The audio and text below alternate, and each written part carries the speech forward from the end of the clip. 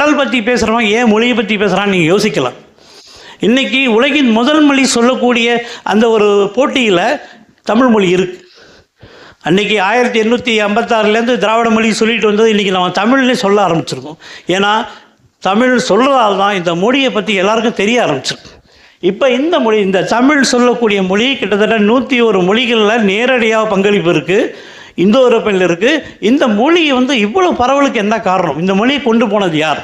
அரசன் கொண்டு போனானா? இல்லை, வணிகம் கொண்டு போயிருக்கு. வணிகமும் கடலோடும் தன்மையை தான் இந்த மொழியை உலகம் முழுக்க கொண்டு போயிருக்கு. நடந்து போய் ஒரு மொழியை உலகம் முழுக்க பரப்ப முடியாது. இந்த கடலை வேலியாக கொண்ட இந்த மக்கள் இந்த மொழியை உலகம் முழுக்க பரப்பியிருக்காங்க. ஒரு பக்கம் முழுக்க முழுக்க மேற்கே இணைச்சிருக்கிறாங்க.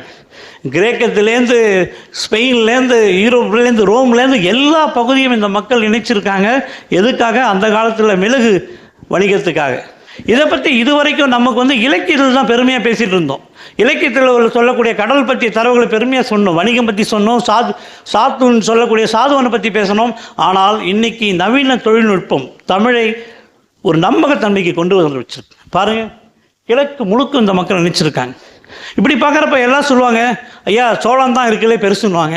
ஒரு சொல்லுவாங்க, இல்லை பல்லவர் தான் ரொம்ப பெருசு, தென்கிழக்கு ஆசியா முழுக்க போனாங்கன்னுவாங்க. ஆனால் பாண்டியருடைய பெருமையை யாரும் பேசுறதில்லை. பாண்டியர் தான் உலகின் மேற்கையும் கிழக்கையும் இணைத்தவர்கள்.